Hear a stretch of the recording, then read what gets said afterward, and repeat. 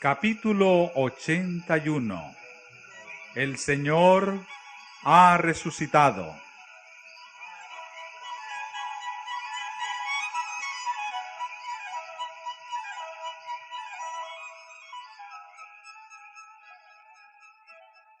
Había transcurrido lentamente la noche del primer día de la semana. Había llegado la hora más sombría, precisamente antes del amanecer.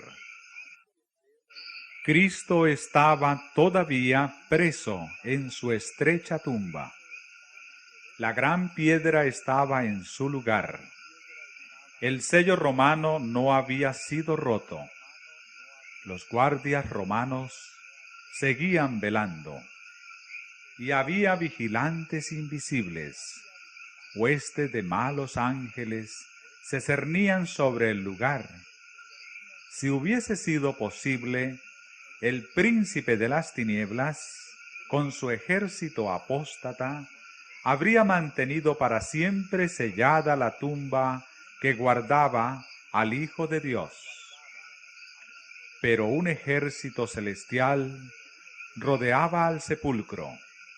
Ángeles excelsos en fortaleza guardaban la tumba y esperaban para dar la bienvenida al príncipe de la vida.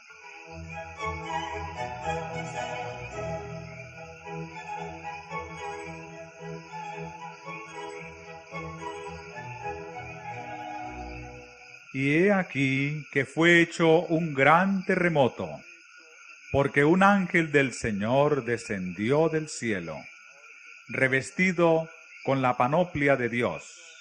Este ángel dejó los atrios celestiales. Los resplandecientes rayos de la gloria de Dios le precedieron e iluminaron su senda.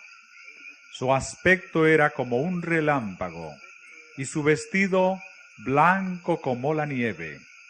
Y de miedo de él, los guardias se asombraron y fueron vueltos como muertos.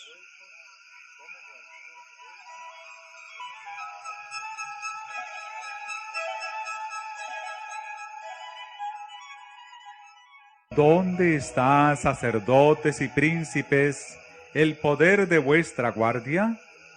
Valientes soldados que nunca habían tenido miedo al poder humano, son ahora como cautivos tomados sin espada ni lanza.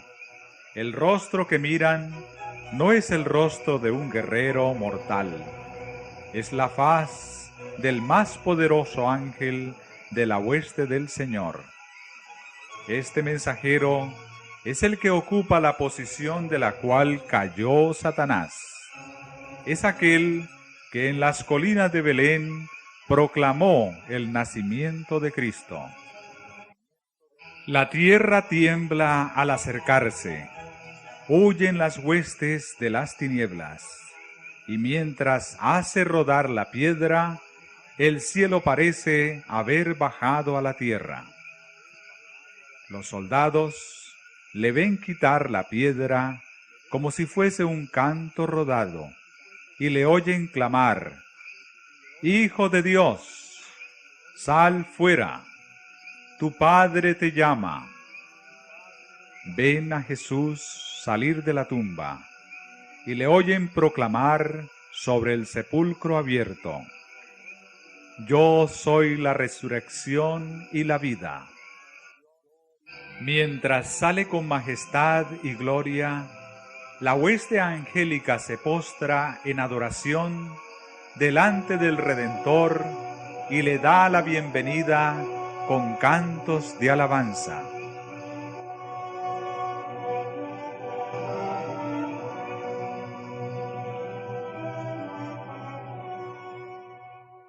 Un terremoto señaló la hora en que Cristo depuso su vida, y otro terremoto indicó el momento en que triunfante la volvió a tomar. El que había vencido la muerte y el sepulcro, salió de la tumba con el paso de un vencedor. Entre el bamboleo de la tierra, el fulgor del relámpago y el rugido del trueno. Cuando vuelva de nuevo a la tierra, sacudirá no solamente la tierra, mas aún el cielo. Temblará la tierra vacilando como un borracho, y será removida como una choza. Plegarse han los cielos como un libro. Los elementos ardiendo serán deshechos, y la tierra y las obras que en ella están serán quemadas. Mas Jehová será la esperanza de su pueblo y la fortaleza de los hijos de Israel.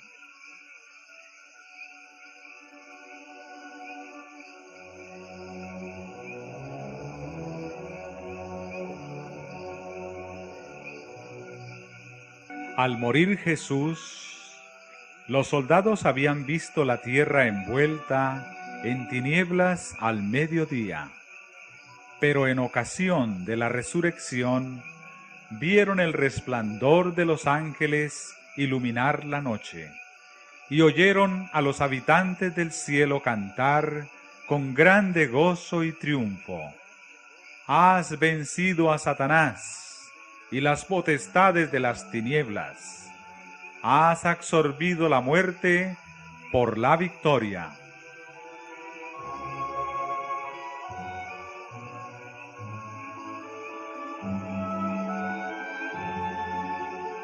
Cristo surgió de la tumba glorificado, y la guardia romana lo contempló. Sus ojos quedaron clavados en el rostro de aquel de quien se habían burlado tan recientemente. En este ser glorificado, contemplaron al prisionero a quien habían visto en el tribunal, a aquel para quien habían trenzado una corona de espinas.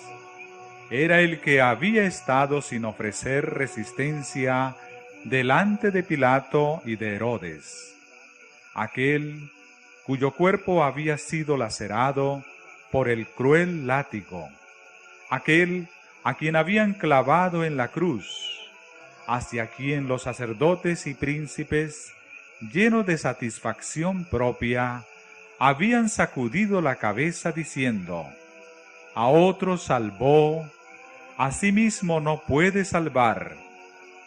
Era aquel que había sido puesto en la tumba nueva de José.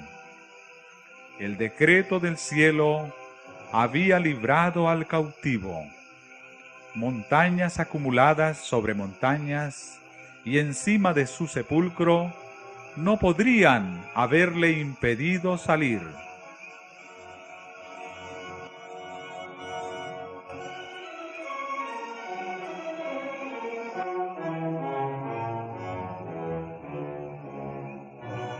Al ver los ángeles y al glorificado Salvador, los guardias romanos se habían desmayado y caído como muertos. Cuando el séquito celestial quedó oculto de su vista, se levantaron y tan prestamente como los podían llevar sus temblorosos miembros, se encaminaron hacia la puerta del jardín. Tambaleándose como borrachos, se dirigieron apresuradamente a la ciudad, contando las nuevas maravillosas a cuantos se encontraban. Iban a donde estaba Pilato, pero su informe fue llevado a las autoridades judías, y los sumos sacerdotes y príncipes ordenaron que fuesen traídos primero a su presencia. Estos soldados ofrecían una extraña apariencia. Temblorosos de miedo, con los rostros pálidos, daban testimonio de la resurrección de Cristo. Contaron todo como lo habían visto. No habían tenido tiempo para pensar ni para decir otra cosa que la verdad. Con dolorosa entonación dijeron: «Fue el Hijo de Dios quien fue crucificado. Hemos oído a un ángel proclamarle Majestad del cielo, Rey de gloria».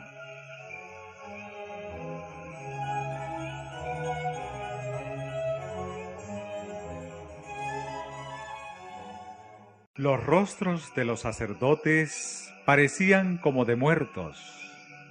Caifás procuró hablar.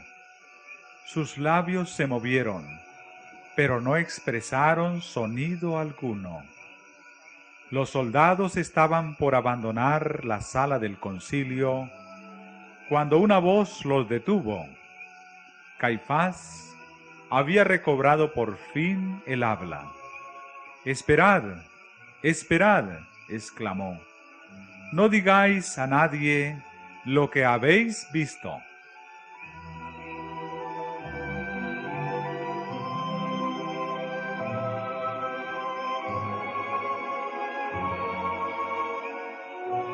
Un informe mentiroso fue puesto entonces en boca de los soldados. «Decid», ordenaron los sacerdotes. «Sus discípulos vinieron de noche y le hurtaron, durmiendo nosotros». En esto los sacerdotes se excedieron. ¿Cómo podían los soldados decir que mientras dormían los discípulos habían robado el cuerpo? Si estaban dormidos, ¿cómo podían saberlo? Y si los discípulos hubiesen sido culpables de haber robado el cuerpo de Cristo, ¿no habrían tratado primero los sacerdotes de condenarlos? O si los centinelas se hubiesen dormido al lado de la tumba, ¿no habrían sido los sacerdotes los primeros en acusarlos ante Pilato?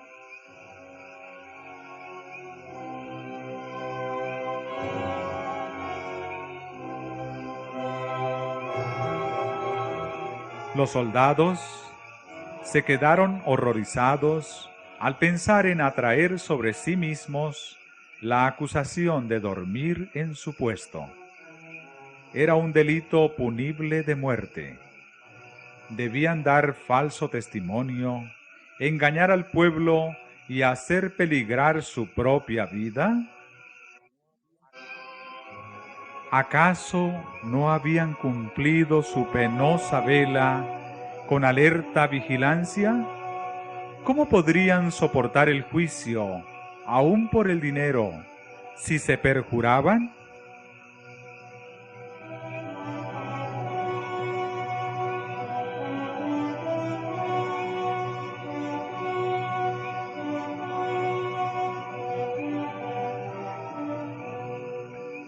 A fin de acallar el testimonio que temían, los sacerdotes prometieron asegurar la vida de la guardia, diciendo que Pilato no deseaba más que ellos que circulase un informe tal. Los soldados romanos vendieron su integridad a los judíos por dinero. Comparecieron delante de los sacerdotes cargados con muy sorprendente mensaje de verdad. Salieron con una carga de dinero y en sus lenguas un informe mentiroso, fraguado para ellos por los sacerdotes.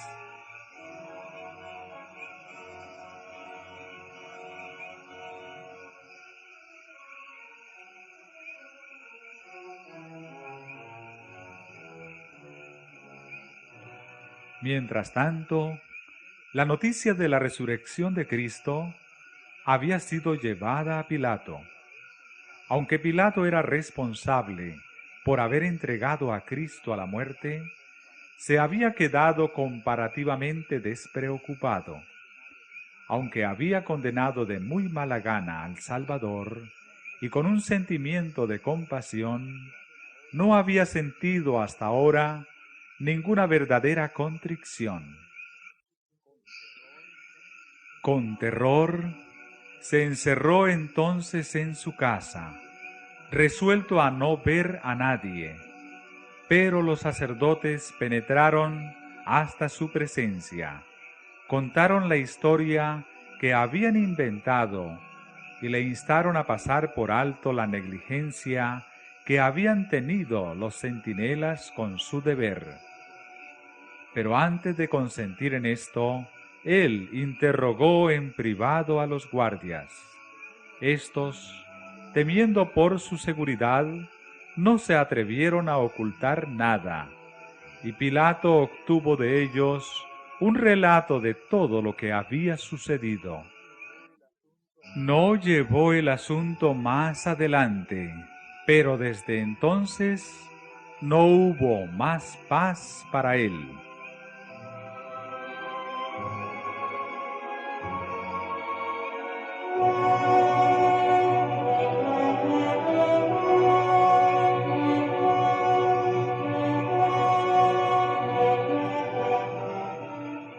Cuando Jesús estuvo en el sepulcro, Satanás triunfó. Se atrevió a esperar que el Salvador no resucitase. Exigió el cuerpo del Señor y puso su guardia en derredor de la tumba, procurando retener a Cristo preso. Se airó acerbamente cuando sus ángeles huyeron al acercarse el mensajero celestial. Cuando vio a Cristo salir triunfante, supo que su reino acabaría y que él habría de morir finalmente.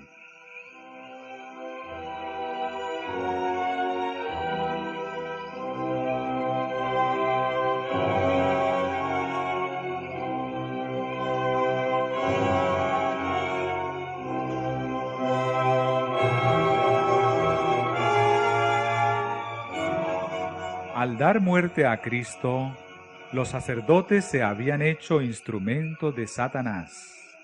Ahora estaban enteramente en su poder. Estaban enredados en una trampa de la cual no veían otra salida que la continuación de su guerra contra Cristo. Cuando oyeron la nueva de su resurrección, temieron la ira del pueblo. Sintieron que su propia vida estaba en peligro. Su única esperanza consistía en probar que Cristo había sido un impostor y negar que hubiese resucitado. Sobornaron a los soldados y obtuvieron el silencio de Pilato. Difundieron sus informes mentirosos lejos y cerca. Pero había testigos a quienes no podían acallar. Muchos habían oído el testimonio de los soldados en cuanto a la resurrección de Cristo. Y ciertos muertos que salieron con Cristo aparecieron a muchos y declararon que había resucitado. Fueron comunicados a los sacerdotes informes de personas que habían visto a esos resucitados y oído sus testimonios. Los sacerdotes y príncipes estaban en continuo temor, no fuese que mientras andaban por las calles o en la intimidad de sus hogares, se encontrasen frente a frente con Cristo. Sentían que no había seguridad para ellos. Los cerrojos y las trancas ofrecerían muy poca protección contra el Hijo de Dios. De día y de noche, esta terrible escena del tribunal en que habían clamado, «Su sangre sea sobre nosotros y sobre nuestros hijos», estaba delante de ellos. Nunca más se habría de desvanecer de su espíritu el recuerdo de esa escena. Nunca más volvería a sus almohadas el sueño apacible.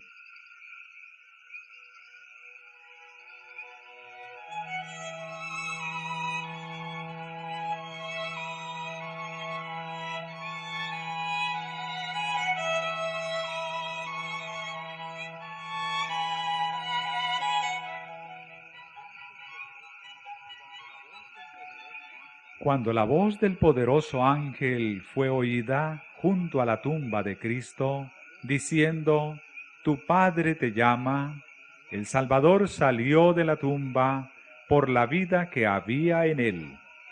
Quedó probada la verdad de sus palabras. Yo pongo mi vida para volverla a tomar. Tengo poder para ponerla y tengo poder para volverla a tomar. Entonces se cumplió la profecía que había hecho a los sacerdotes y príncipes: destruid este templo y en 3 días lo levantaré.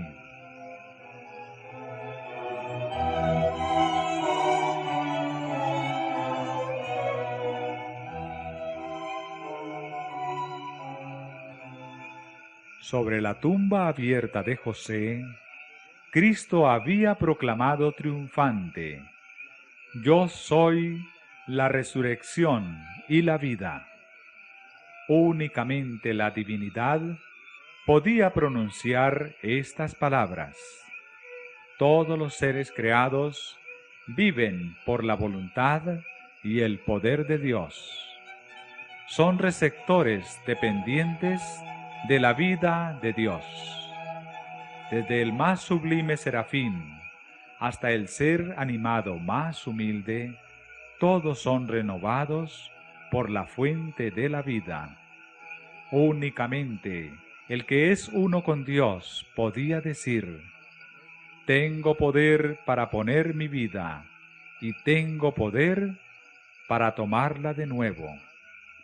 En su divinidad, Cristo poseía el poder de quebrar las ligaduras de la muerte.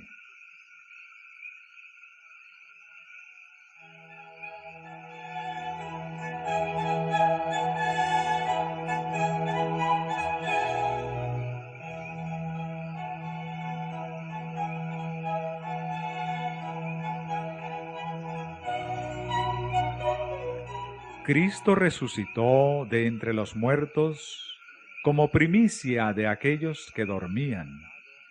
Estaba representado por la gavilla agitada, y su resurrección se realizó en el mismo día en que esa gavilla era presentada delante del Señor. Durante más de 1000 años se había realizado esa ceremonia simbólica. Se juntaban las primeras espigas de grano maduro de los campos de la mies, y cuando la gente subía a Jerusalén para la Pascua, se agitaba la gavilla de primicias como ofrenda de agradecimiento delante de Jehová.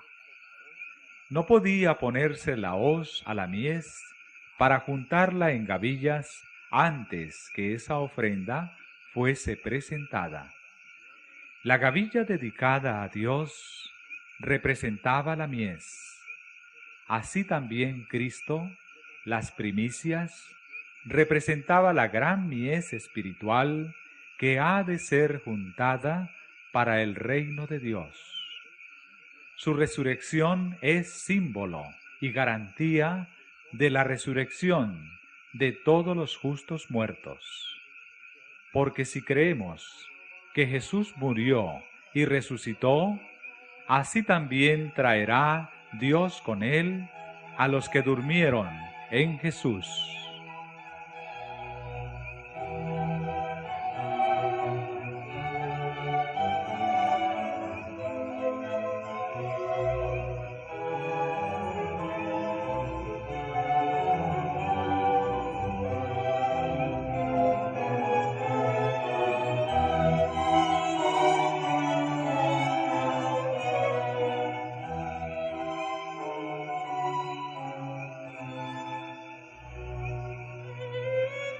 Al resucitar Cristo, sacó de la tumba una multitud de cautivos. El terremoto ocurrido en ocasión de su muerte había abierto sus tumbas, y cuando Él resucitó, salieron con Él. Eran aquellos que habían sido colaboradores con Dios y que, a costa de su vida, habían dado testimonio de la verdad. Ahora iban a ser testigos de aquel que los había resucitado.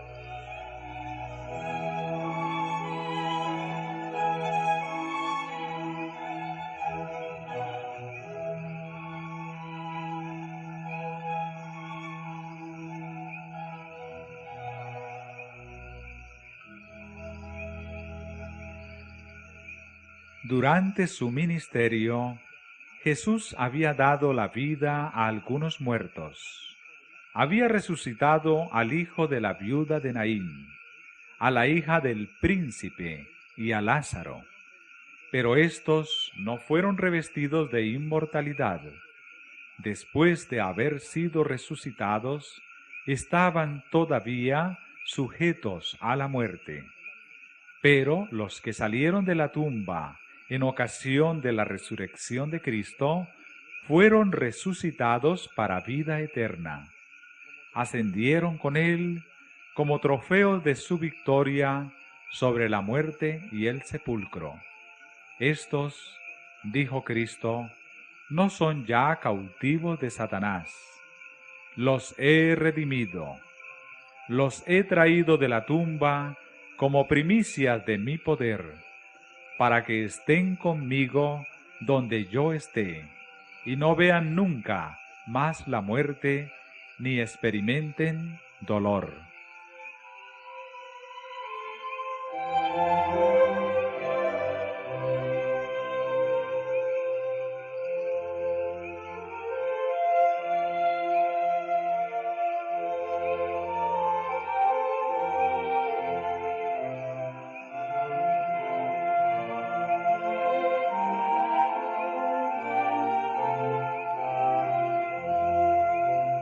Estos entraron en la ciudad y aparecieron a muchos declarando: Cristo ha resucitado de los muertos, y nosotros hemos resucitado con Él. Así fue inmortalizada la sagrada verdad de la resurrección.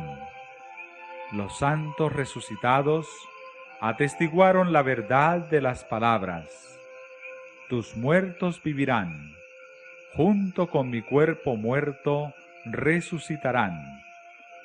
Su resurrección ilustró el cumplimiento de la profecía. Despertad y cantad, moradores del polvo, porque tu rocío, cual rocío de hortalizas, y la tierra echará los muertos.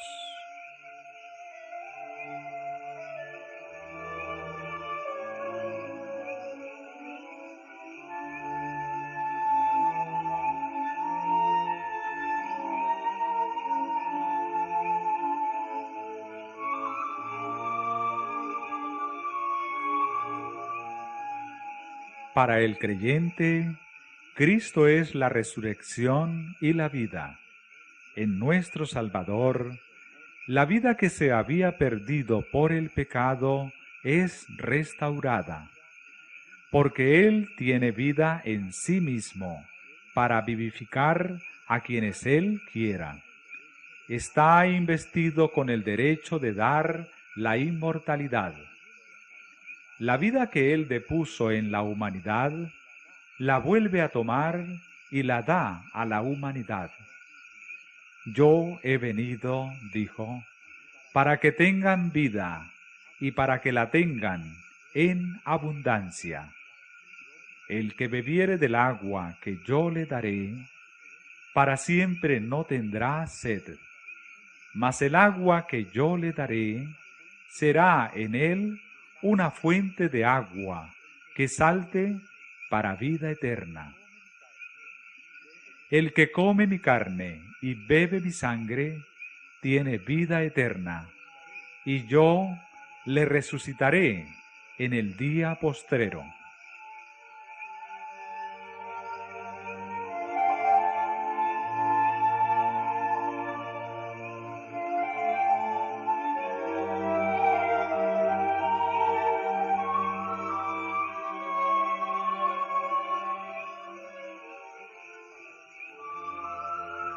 Para el creyente, la muerte es asunto trivial. Cristo habla de ella como si fuera de poca importancia. El que guardare mi palabra no verá muerte para siempre, no gustará muerte para siempre. Para el cristiano, la muerte es tan solo un sueño, un momento de silencio y tinieblas. La vida está oculta con Cristo en Dios, y cuando Cristo, vuestra vida, se manifestare, entonces vosotros también seréis manifestados con Él en gloria.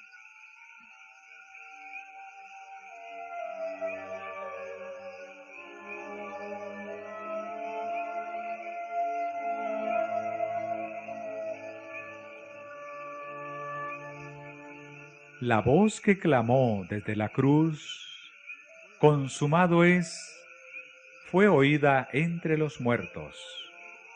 Atravesó las paredes de los sepulcros y ordenó a los que dormían que se levantasen. Así sucederá cuando la voz de Cristo sea oída desde el cielo. Esa voz penetrará en las tumbas y abrirá los sepulcros, y los muertos en Cristo resucitarán. En ocasión de la resurrección de Cristo, unas pocas tumbas fueron abiertas, pero en su segunda venida, todos los preciosos muertos oirán su voz y surgirán a una vida gloriosa e inmortal. El mismo poder que resucitó a Cristo de los muertos, resucitará a su iglesia y la glorificará con él, por encima de todos los principados y potestades, por encima de todo nombre que se nombra, no solamente en este mundo, sino también en el mundo venidero.